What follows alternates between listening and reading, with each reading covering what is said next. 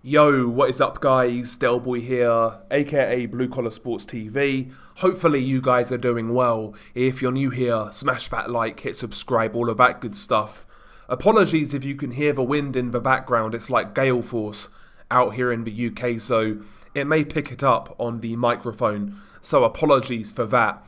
But this video is a quick one, just in regards to my thoughts on Saudi Arabia becoming involved in boxing and becoming increasingly more involved in boxing.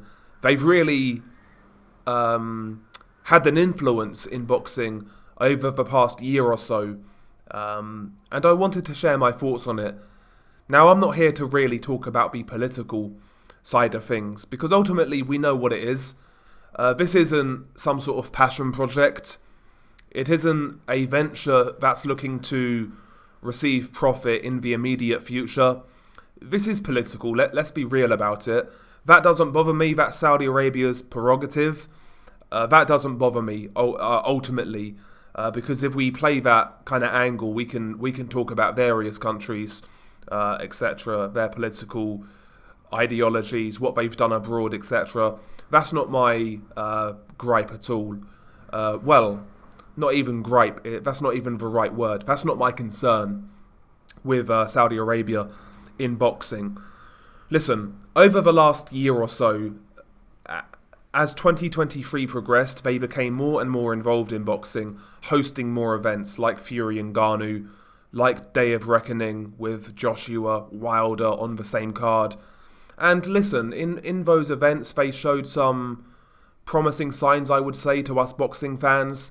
You know, they nearly got Wilder AJ over the line. It would have happened if Wilder won. They really seem to be throwing money at it, so much so that they've been able to get Frank Warren and Eddie Hearn to work together. It's quite funny watching those two guys on in these press conferences for these Saudi cards. It's like they've been best friends for years and years and years. It's crazy what money will do. You know, these guys were insulting each other back and forth for years, denying us of fights due to their petty beef. But when there's enough money on the line, you know, these guys, they're now willing to make these fights, which I find a little bit, I don't know. I'm a little resentful of that, because these guys could have been professional a long time ago and made certain fights happen, because money was there for certain fights, obviously. But egos got in the way, but, you know, sometimes the money is so big that the egos get parked to the side, and that's what's happened here. Ultimately, Saudi Arabia, I think they've shown some very promising signs if you're a boxing fan. Like I said, getting Wilder and Joshua on the same card, they nearly got that fight made.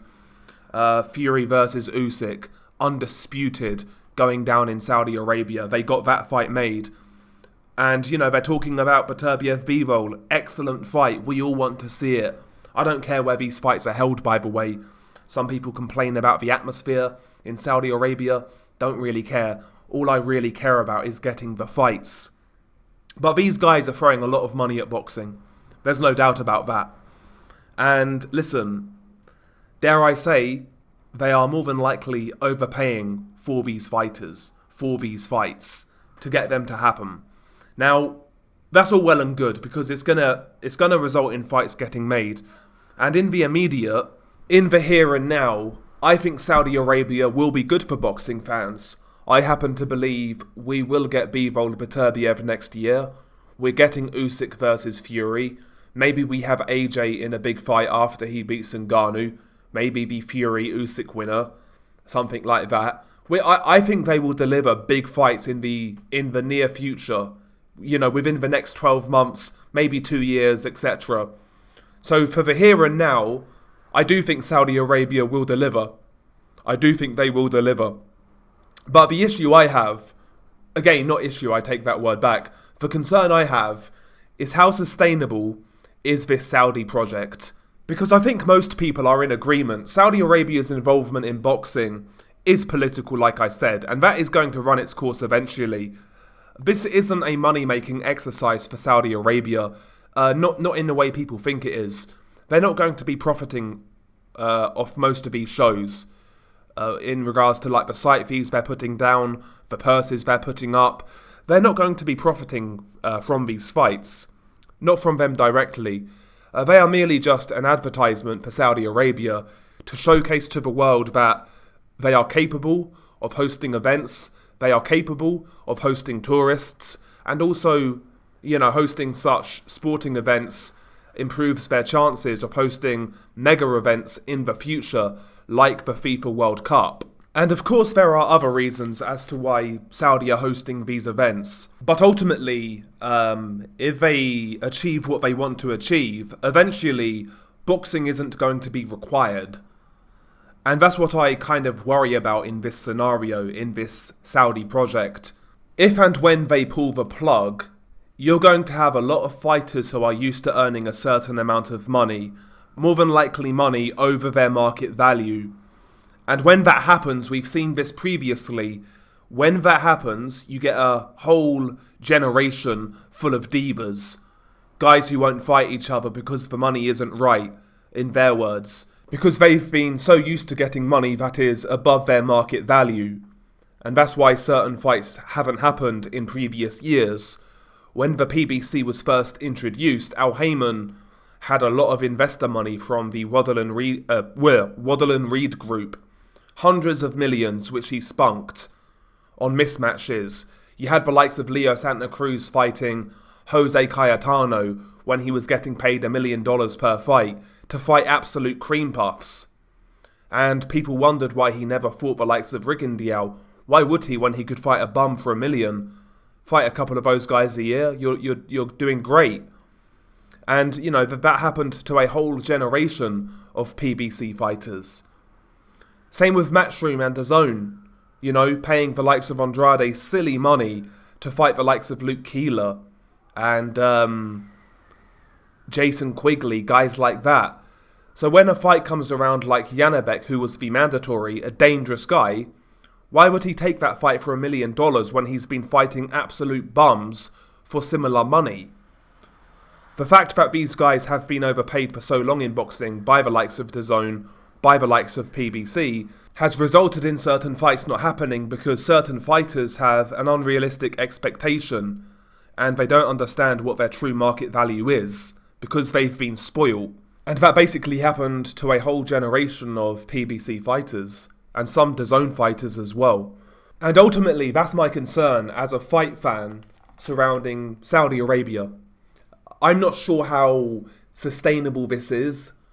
I'm not sure how long-term this is, because again, I think it's political, and when it's run its course, they will cut it loose. Because these guys have a shit ton of money, as do Qatar, the UAE, etc. These royal families in the Middle East, they have a boatload of money, and they're willing to spend it, no doubt, but they want something in return. Once boxing has served its course, it's not going to be a moneymaker for them. When they're paying these types of purses, it's not going to be a moneymaker directly. It's purely political. And once that political goal has been achieved, or they fail, or if they fail, either way, they will cut boxing loose. Because boxing isn't a moneymaker like that. And listen, these guys have a lot of money, but nobody likes losing money for nothing, no matter how much money you have. And that's what I worry about. Once this whole boxing project has served its purpose, will they continue with it out of passion, out of love? I doubt it. Will it ever be sustainable in the sense that it's going to be profitable? I doubt it when they're throwing around the purses that they are. I mean, ask Waddell & Reed, the group who invested in Al Heyman and the PBC. Ask what they think of that investment. And we saw what Al Heyman did with that money. He was paying his guys exorbitant amounts of money while taking his percentage as a manager. And of course he was putting on crap fights, overpaying his fighters, while lining his pockets. As a result, he went from TV channel to TV channel. PBC haven't really found a stable home. And Waddell & Reed, ask them about that investment. And that's the point with Saudi Arabia. Once the political angle has been served up, achieved or failed, there's no reason to keep on with boxing. There's zero reason, because when they're paying what they're paying, it's never going to be profitable.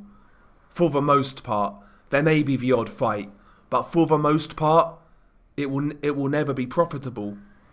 And eventually, people don't like losing money for nothing. That's what I worry about with this Saudi project, is the long term. I think in the short term, I do think we're going to get good fights, and maybe that's all we should care about. But we've seen this story before. We have seen this story before. So I think that's worth considering. I hope I'm wrong. I hope this Turki Al Sheikh guy is just a big boxing fan. He's got the green light and he's just spending money because he loves boxing. I hope that's the case. I do hope that's the case, but I'm not naive, and neither are you guys. So we'll see what happens here. We'll see what plays out in the long term. But as of right now, listen, I expect Saudi to continue to put on great fights, such as Usyk versus Fury, such as Beterbiev versus Bivol, and I think we'll get more as well.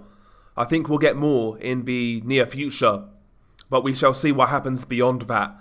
Maybe it's just me being a pessimist, as I'm accused of being. But yeah, I'm intrigued to hear your thoughts below.